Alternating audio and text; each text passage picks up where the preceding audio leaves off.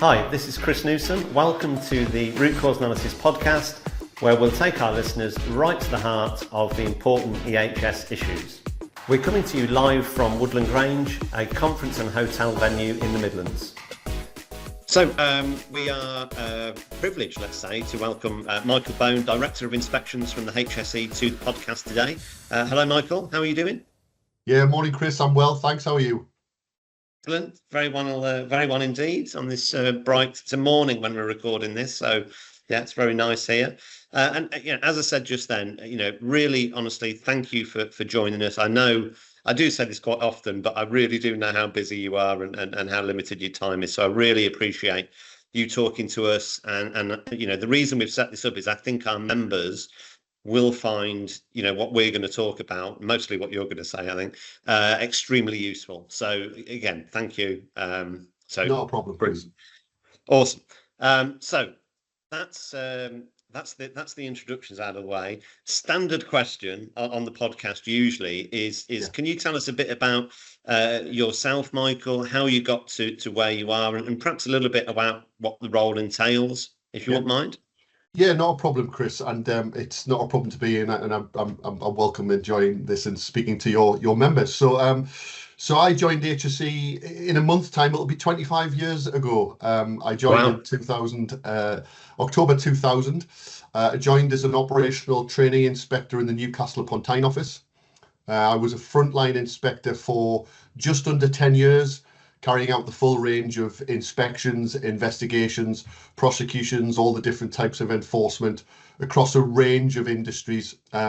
Began originally in the service sector because we used to be organised in sector groups. Then I became a general inspector covering all different types of manufacturing, touching into construction. So a good 10 years experience on the front line carrying out the inspector role. I then joined what is now referred to as our engagement and policy division. And I joined that. That was a national role, liaising with organisations like yourselves, Make UK, and other industry stakeholder bodies. Yeah. I took the lead for the metal sector, the steel sector, the printing sector, and the ceramic sector. So I did 4.5 years in that role, directly liaising with stakeholder bodies, doing more of this type of thing that we're doing now, doing presentations, supporting their own sort of stakeholder initiatives that they were running. So I did that for 4.5 years and really enjoyed that role, if I'm honest, Chris. I then moved into the sort of centre of HSE, moved into headquarters. I took the lead for our FIFA intervention scheme 12 months after it was introduced. So that was a challenging time for us. Wow. Tough role. Yeah, it was a very tough role at the time, Chris, actually. But it was a really interesting role. The FIFA intervention had been in for 12 months. So it was my job to come in and review it, make sure it had been embedded correctly within our organisation, but also it was being received correctly externally. So I did, again, a lot of external stakeholder engagement around that at the time as well. I then joined our Director of Regulations office. I became a programme lead for a programme which was all about the more effective targeting of our inspection activity. And that was something we looked at for 3 and 4 years, trying to make sure that we were targeting those organisations where we thought there might be issues and we could support them through targeted enforcement to make sure they were compliant and more workers were protected.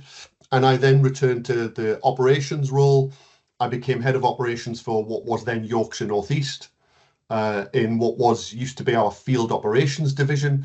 Some of your members may recall we used to have 2 divisions. We used to have the general inspectorate, field operations division, and we used to have a construction division. So I became head of operations and field operations division. I then became deputy director and field operations division. And then 2 years ago, we reorganized ourselves. So construction became part of the general inspectorate, but we went functional. So now what we have is an inspection division and an investigation division, which covers all different sectors. And in November 2002, I became Director of Inspection. So that's my history in HSE, Chris. Wow. So quite a long history, but it sounds. What? How many years did you say? 30 years. It'll be 25 years in a month's time. So yeah. It's wow. Yeah. Been a busy 25 years. Indeed, yeah, and lots of varied stuff within there. And I just was drawn to you talking about FIFA intervention. I mean, that we come across that still, and it's been around for a long time. We still come across, people not understanding why it was necessary, why it happened. So I can, I won't have gone through everything you did, but I can relate to how difficult that must have been to explain. But excellent. So if we bring things up to speed or up to sort of modern times, the HSE have always worked very closely with Make UK. We talk all the time. Let's say you were in fact on our policy committee earlier this week talking to some of our members. But quite a lot of our time recently, Michael, is spent talking about something called the Prevention Initiative. I think that's really interesting and important. I know you do.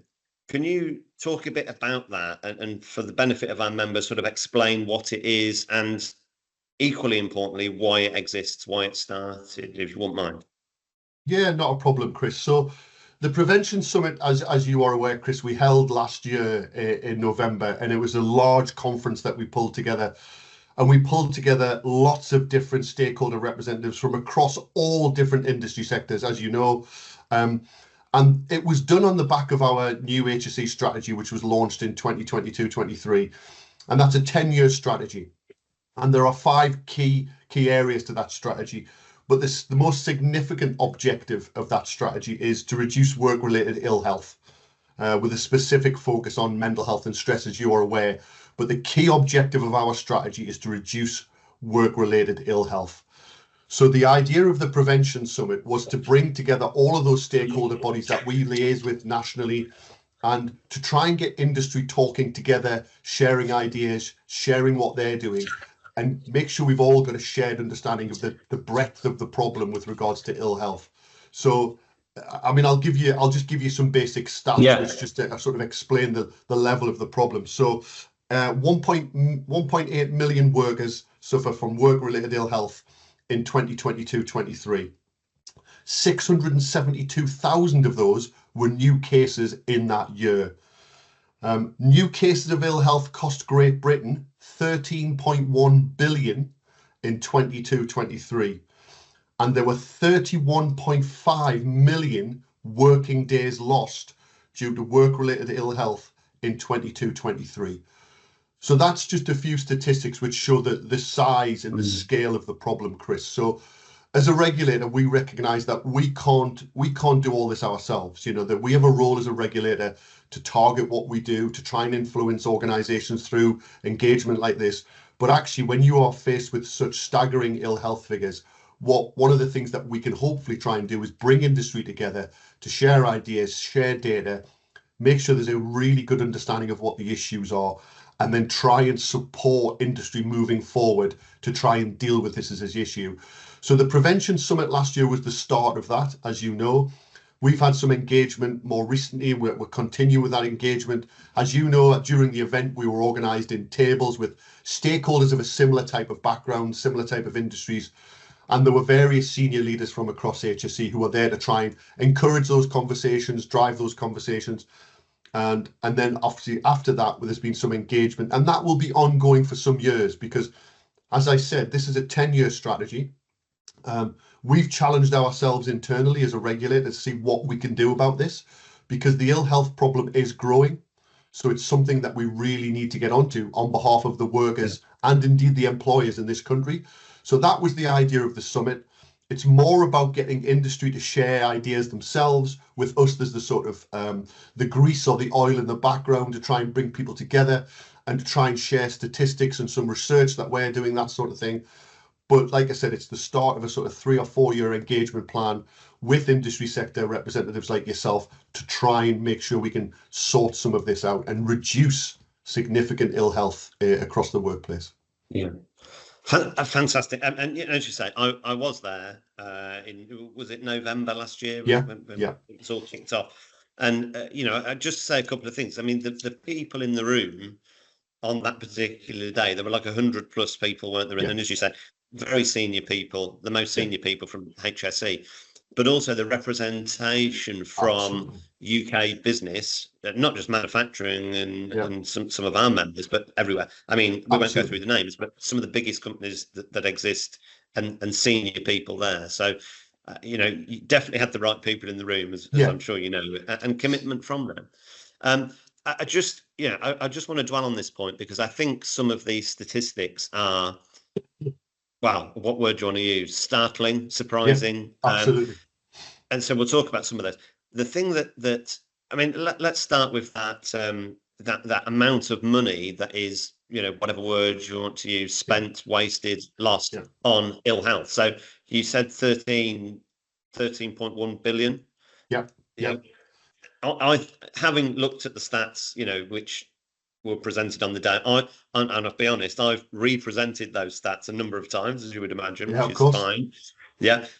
And I know that health number of 13.1 billion is twice as many as the safety number. I mean, safety number's half of that. So why is just your opinion on that? There's a huge focus on safety. Everyone knows the safety rules. I'm not saying people still don't get it wrong, but okay, they do. There's been a focus on that. Why is health such a big problem? Why does it not, and these are just my words, why does it not get the same attention from businesses that safety does, do you think? Yeah, it's a really good question, Chris. And I think, as you said, those figures are remarkably startling, really, when you consider the size of the problem and the scale and the volume of working days lost, more importantly, from an employer's point of view, but also, as you said, the cost to Great Britain in terms of, obviously, cost of sickness payments, cost to the NHS. 13.1 billion a year is a huge amount of money. It's a really interesting area. I think you and I have discussed this before, and I think with regards to health and safety, the risk associated with a safety hazard tends to be more immediate. It tends to be more obvious, as you appreciate. The risk from falling from a height, the risk of falling from a scaffold, or the risk associated with operating vehicles or using machinery. The risk tends to be more obvious and immediate to the employees. So from an exposure point of view, it's obvious what you're assessing. It's obvious what the risk is going to be. Therefore, on the whole, I think it's probably therefore easier to address that and easier to make sure that employees have got a good understanding of what the consequences of that risk would be. And then also they've got an understanding of what the controls are and therefore what to do. And also, I think, to be fair, Chris, as an organisation ourselves, we've focused on safety a lot because, the number of deaths in this country from fatalities, safety-related fatalities, used to be very, very high, as you know. But we've been very successful over the years working with industry, and we've driven the number of deaths down, the number of fatal deaths down to around about an average of 120, 130 a year, which is still far too many. Let's be clear. But, we've done a lot of work in that area, and I think we've focused on that as well. And I think the key issue with health is people don't understand their exposure to the hazard. And I think that's one of the significant issues. And I think that's even worse when you have, for example, long latency health issues. So something where you might get exposure to, example, something like a dust, you don't feel the impact immediately. But in 5, 10, 15 years' time, you might have chronic obstructive pulmonary disorder. You might develop long-term asthma, which can really impact your working life, but also your entire life later on. But as a result of that, the impact of that hazard and the exposure to that risk is not as obvious. So I think that's one of the key areas. And I think because of that, the assessment of that risk can quite often be more challenging. There's no doubt about that, Chris. So I think that's one of the key, those are some of the key reasons I think why health has been more difficult for industry and possibly the regulator to challenge. The risk is not as immediate. People don't perceive their exposure to the risk, and the risk is quite often therefore more difficult to assess in terms of the level of potential exposures and the consequences of those exposures. Yeah. I mean, I from my own experience talking to lots of our members, I agree completely. And it's quite simple, isn't it? Really, a physical safety hazard, and you sort of went through a bit of a list. Falling from height being the somewhere near the top in terms of fatalities. I mean, you don't need to be any sort of expert to see that. That's a clear and present danger. Being on a ladder, it's not safe. It's just an example. So it's a lot more obvious. I think with health, and as you said, first of all, we got latency. So, I think if we think about it, we all know that things like asbestos cause a lot of fatalities. But honestly, I go to a lot of, I speak to a lot of people in terms of presentations or events, whatever it might be. And when you say that number of, depending what year it is, somewhere between 12 and 8,000 people died this year from asbestos alone. I mean, there's shock in the room. I mean, people are surprised, and I think it's like you say, it's latency, because it didn't happen that day in that workplace. The harm did, but it didn't then show itself to up to 40 years later. So, I think that's one issue. The other issue, again, in my opinion, is, and talking to our members, is it is perceived that this is a tough subject. In other words, you need some sort of expert to work out what chemicals are hazardous and what dust you might breathe in and all that sort of stuff. And what I always say to people there is, well, okay, you need to be competent. That's health and safety as a whole. But actually, if you look at things like the COSH regulations, I mean, I'm not saying it's just dead easy to sort out, but all substances and chemicals that are harmful have a number, and you have to put in place controls which are under the number. I mean, it's not always as simple as that, I understand.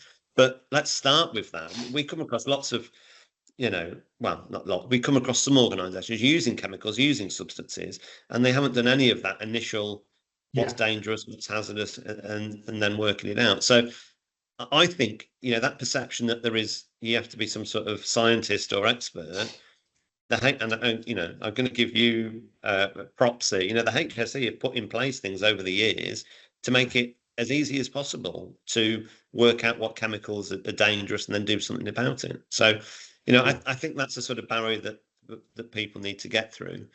I know when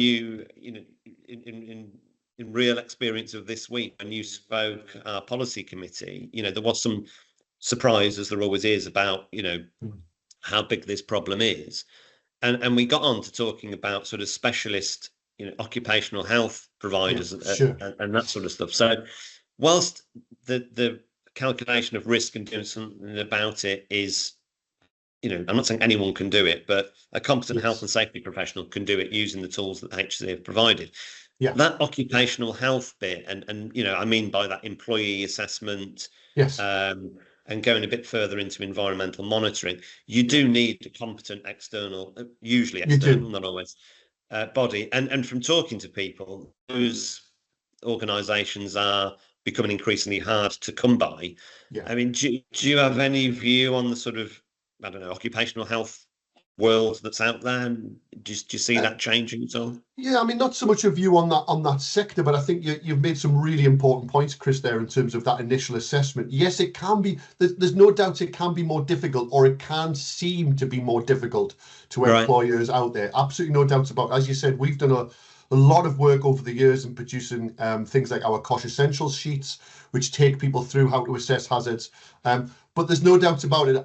On some occasions, employers will have to rely on third-party providers. So, for example, as you said, people who might do air monitoring, or people who might do health surveillance. And I think one of the things that you said before about some of the things about people don't assess the harm, well, quite often, asbestos being the classic example, quite often, for example, with dust, you don't see the dust in the air that you're breathing in.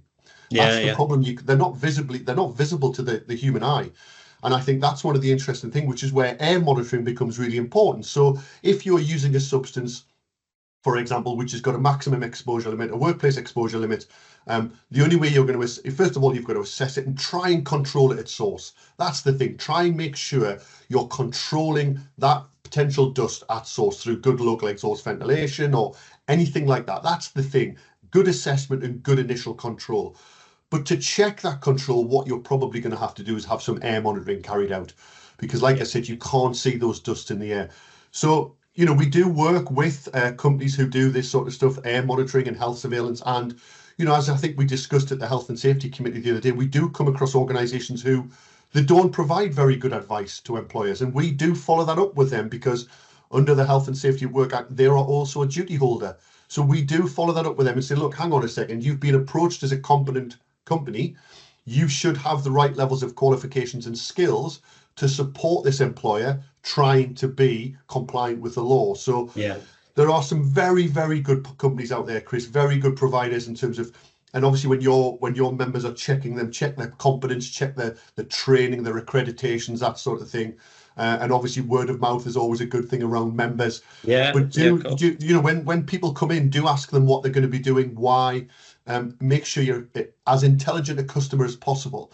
But these companies have got a duty under the law. And like I said, when you've carried out that initial assessment and you're doing all you can to control effectively at source, that air monitoring might be very important, and the health surveillance might be very important, so the employer can demonstrate to themselves that their controls are working. It gives them that reassurance that, okay, there aren't dust in the atmosphere. I know my workers aren't being exposed. And I think the other key point on that, Chris, and I think as you will appreciate, and most of your organizations will appreciate, worker engagement is absolutely key. Making sure workers understand the hazard. It's more difficult to understand a hazard you can't see if it's a dust which is not visible. But again, explaining that to the workforce and saying, look, this is why this control measure is so important. This is why this control measure working effectively is so important. So if it's not working effectively, report it, because we need to make sure that's fixed, because it prevents you from being exposed to anything that may harm you. So that initial assessment, the really good control, but the level of understanding of the workers who potentially might be exposed is absolutely key. And as you said, then the use of third-party providers to check that the controls that a company's got in place is sometimes absolutely critical. But again, I accept the fact that there are, as with all sectors, there are organizations out there who sometimes aren't particularly helpful. But like I said, you know, we will chase up with those organizations, and we will on occasion enforce against those organizations, Chris, if we think they are purporting to be credible, purporting to be competent in an area, and they're not. And especially if we've got evidence to say that they've put an organization in a non-compliant position. That's absolutely right. And we do have our own occupational hygienists who are working with that industry sector on a constant basis to try and make sure they're aware of what we're pushing and why. So we do work with that sector as well, Chris.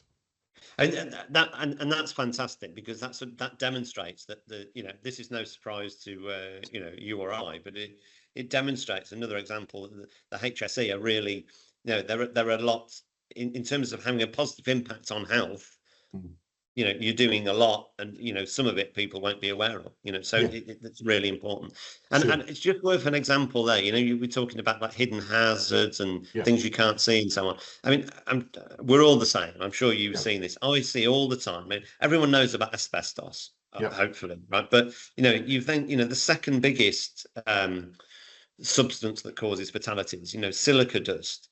I mean, you see it all the time, don't you? Just people enveloped in clouds of stone dust, cutting something, no PPE on. I mean, you just and that the reason I mention that is that worker engagement, worker knowledge is critical, because surely if you said to that person, by the way, did you know this is extremely dangerous and this is what's quite likely to happen at the end, here's the statistics. Absolutely. Bit more of a nuanced conversation, but you're just surprised that people aren't aware. Absolutely, Chris. And I think. Go on, sorry. Yeah, I mean, silicosis is a classic example. We've done a lot of work with the construction sector in particular.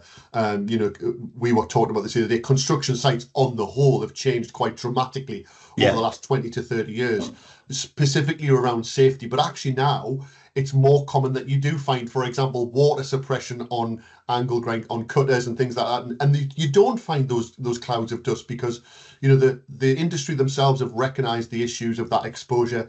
Workers have become more educated about, like you said, the impact of that exposure. Silicosis is an awful disease. It's really debilitating. And I think, again, those things, those diseases, those health impact that's come from almost invisible exposures, and quite often, like I said, that's because people don't understand the level of risk they're putting themselves to. If they knew, you wouldn't find somebody jumping off a building because they know the risk. They know they're likely to break a leg, break a bone, or worst case scenario, die. If people understand the level of risk, even though that exposure is not going to lead to an immediate level of harm, it will lead to long-term harm. And I think, there's some interesting things coming out of Australia where the engineered stone at the minute is something which is really interesting in terms of high silicosis levels. And there are some workers in their 30s in Australia who've died of silicosis because the levels of silica are so high in that product. So therefore puts far more focus on the initial control, the assessment of that control, but also the education of the workers themselves so they understand the importance of those controls. Silicosis normally takes a longer time to develop, but if you're being exposed to regular high levels of silicosis, 9 times out of 10 you will develop silicosis, and it's very similar to mesothelioma, those sort of things as we associate with asbestos, and it's incredibly debilitating. And that's I would say it's a great example. I mean, it's alarming, but it's another example of where the HSE are looking in this case further afield than just the UK and bringing in expert knowledge from elsewhere. Because I can't remember who I was talking to or where it was, but something to do with engineered stone, particularly in terms of kitchen worktop cutting, and it's a real area that's a problem. And it's just and it's just startling, isn't it? You talked about people that are 30 developing something usually that we've seen in later life. So absolutely. I mean, and that whole point there is, look, and leads on to my next question. This, let's call it health problem that we've got in UK workplaces. We've talked about it costs twice as much as safety. It's a big problem. There's lots of different numbers we can throw at people to demonstrate that, but hopefully that's clear. We haven't got lots of time to go through lots of advice, but what are some key things that you'd say to employers about how they could improve the health outcomes for their workers? What's the sort of couple of bits of takeaway advice? It's a great question, Chris, but we've touched on some of the key things which I think are so important. I think, coming back to some of the comments you made before as well, there are lots of different stakeholders in the health and safety arena, and everybody has a role to play. And I think that's where we can come in terms of influencing everybody to do their bit. So to support industry to understand the hazard, that sort of thing. So that's where we try and amplify the impact that we have. It's, it's not just about us turning up and inspecting, it's stakeholder engagement, it's commissioning research, it's understanding of the hazards elsewhere, all those sort of things. It's influencing all the different bodies that have got a part to play in terms of trying to ensure that we're protecting the workers of the UK. In terms of the key issues to take away, I mean, I think we've touched on some of them already. It's that important thing about initial assessment. So the organisation really understands the level of risk associated with any particular hazards they're using. So that initial assessment and understanding is absolutely key. If, in some sectors you can eliminate because you can swap materials or you can change materials. So if you can eliminate, my advice is eliminate, because it's going to save you an awful lot of time and effort afterwards. I know sometimes that involves production changes and things like that, but actually from a long-term point of view, sometimes it's very much worth that investment. But I do understand those are difficult decisions for organisations to make. If you can't eliminate, control, like we said before, that initial control and making sure your controls are effective is absolutely key. If we stop exposures, we stop all the ill health issues. And it's as simple as that, Chris. People can't suffer ill health if they're not getting the exposures in the first place. And again, part of that, and we've talked about it, is making sure you've got really good worker engagement and worker understanding of the hazard. And I think that's one of the key areas for me where if we have a more engaged workforce around health, and we have a workforce who really understands the hazard, they become the eyes and ears of the organisation to help with that control. And that's absolutely critical. So those three things, I think, that initial assessment and trying to make sure you as an organisation have a really good understanding of the potential hazards you've got, health hazards. What are you doing with your initial controls to try and just prevent exposures? And then beyond that, how are you making sure your workers really understand the level of hazard that they may be exposed to if your initial controls do fail? Because like I said, they can become your eyes and ears on the shop floor, across the workplace. And I think the other thing, just to come back in terms of bringing us back to the Prevention Summit, we need industry to work together. Different sectors are in different places and have different levels of understanding, Chris, if I'm honest. And that's because they've probably dealt with health hazards on a more routine basis throughout their sort of history. So I think one of the things we really want to do is encourage industry to work together, share ideas, share knowledge, share understanding. You know, we've talked about sharing data, so people have got a really good understanding of what the issues are. Yeah.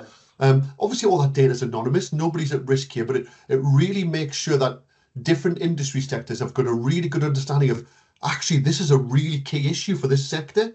So if we focus all our time and effort on that issue and that issue, we're going to have a big impact. So those things, I think, are the key things. But for employers, assessment, control, and really working with your workforce. Yeah, perfect. And you know, I think we can say that about a lot of things, those sort Absolutely. of certainly that last one about employee engagement, but it's so important in this subject, because surely, I feel like I've said this already, but surely if you explain to someone how dangerous it is to breathe this in, and you know, the HSE produced lots of thoughts, you know, the answers are definitely there for free. Surely if you give them all that information, they'll make the right decision. So, you know, it's all there, I think. I think another good example of that, Chris, is just to give you some examples of where we've made a big difference. Isocyanates, for example, in vehicle repair. We had a big campaign of work about 10 years ago where we try to ensure that a lot of the industry, more of the industries, more of the workers in the industry were far more aware of the impact of isocyanates in terms of causing occupational asthma. And we did a lot of research with motor vehicle repair organisations about the use of spray booths and things like that. And one of the common issues we came across, for example, is when people were working in a booth, they had air filter protection off. But what they would do is, as soon as they'd stop spraying, they would lift their masks up, not understanding that there was still stuff in the air. So it's basic little things like that where we can play a part in terms of, through research and targeted research, really increase that level of understanding about the nature of the hazard. And, you know, we started talking about clearance times for booths. That's all we had to do. What is the clearance time for that booth? Because it's a well-ventilated booth, but it will still take time for it to clear before it's safe for somebody to lift their air-fed protection. So there's a lot of things like that we can do to help that level of understanding about the hazard, about the health hazard in particular. And I think that's the part, like I said, which is really important. Yeah, and perfect. And just to add to that, the prevention summit, you know, you talked about industry working together. So as I know you know this, but you know, the table that Make UK I was sat at, you know, we had, you know, two of the trade bodies and one of the biggest workplace unions that exists. And that was in November, and our group of those four organisations is still working together now. Trying to improve outcomes, you know, trying to do different things. So, and as you said, I mean, the HSE aren't saying to us, give us all the data. You're saying, you know, you work it out and try and improve people's outcomes. I mean, that to me, clearly, that is the objective here. That's clear. Yeah, absolutely. Now that leads me to my last question, and I've saved quite a challenging one for last, Michael. You know, I've been in health and safety a long time. So have you, as we've talked about. We quite often talk about something called zero harm. You know, everyone listening to this will have heard that or watching this. And we quite often link zero harm with safety when we talk about, you know, reduced LTA, you know, zero accidents this year, whatever it might be. We've all heard those things. Quite often linked to safety. Here's the question: do you think zero harm is achievable in terms of health problems in UK industry? Wow, that's a really good question, and obviously you've put me right on the spot at the end of this podcast. So sorry, I'd probably come across as quite foolish if I said to the answer to that question to your members, yes, it is absolutely possible. I mean, look, in a utopian world where everybody has perfect controls or everybody eliminates the health hazards, it would be possible. The reality is, Chris, I think it's going to take a long time for us working with industry working together to actually get it down to some, you know, as you said, closer to zero. I do think we can make quite a bit of a difference quite quickly. I genuinely believe that, Chris. If I didn't, I don't think I'd be involved in this sort of discussion, and I certainly wouldn't be in the field of work that I'm in. And we've touched on some of the reasons why we think that. You know, that if you work on some of the basics that we've said, basic increasing employer awareness of the hazard, most people have got a sense of self-preservation, as you've said. So as soon as they understand the nature of the potential hazard, they'll be more cautious themselves. If companies feel a bit more competent and a bit more confident to assess the hazards, and they've got a better understanding of what good control looks like, all of these things working together, I think, will really start having an impact, Chris. And if we work with other industry bodies, and like we said, third-party providers, occupational health providers, health surveillance providers, if we commission the right research, if we produce the right guidance, more COSH essential sheets and that sort of thing, if we pull all the various levers across the whole sector, Chris, the whole health sector of health and safety, I really genuinely believe we can reduce this. I also think from an employer's point of view, we're getting to the point, Chris, where we haven't got a choice. We've really got to stop this because it's growing. And obviously employers suffer when people are off work. You know, it's not good for production. It's not good for the sustainability of an organization. So we need to ensure that employers have got a much better understanding of the scale of the problem, the potential problems that they may have as an employer. But I do genuinely believe absolutely, and we've got evidence of different sort of sectors, different issues where we focused effort before, and we have seen a significant reduction. That's not to say this is easy, Chris. You know, none of this is easy about health, which is why we're doing all the work we're doing. And like I said, this is a 10-year strategy for us. And coming back to some of the things I touched on before in terms of my career, we've reorganized ourselves. As I mentioned, I'm now Director of Inspection Division. So we have inspectors who are focused on inspection, and all of the inspections we carry out now will be focused on health. Yes, we'll deal with safety issues. Of course we will, because that's what we have to do. We have to make sure that organizations are compliant with the law, but we will be inquiring about health issues at all inspections where we've got the time. Sometimes you go into an inspection, you have to deal with the safety issues. That's the reality of some workplaces. But actually, proactively, we should be addressing, our inspectors should be addressing health at all inspections they do. So our reorganization has helped that in terms of that focused workforce. So, you know, I think if everybody does their bit, if everybody pulls the lever we can pull, I think we can have a significant impact on this, Chris. And I think that will have a huge impact on the country overall. Yeah. I mean, that it's always a difficult question whether it's about safety or health, that's zero harm. But I mean, two things, when you start with such a big number, or you know, the harm that's been caused today, and then all of the really genuinely good stuff the HSE are doing in terms of advice and guidance. This isn't new, but by the way, as you know, it's been there a long time. COSH Essentials, a brilliant example. You know, the help and assistance is there. And all the things not to repeat everything we've just said during the conversation, but you know, there's clearly a way forward. And I think one of the things you said, and this isn't the most important thing, but you know, what you do proactively in terms of advice and guidance, you know, there's so much time and money is spent on that, and that's welcome, obviously. But one of the key things you said at the end there in that answer was that I think all proactive inspections will be focused on health.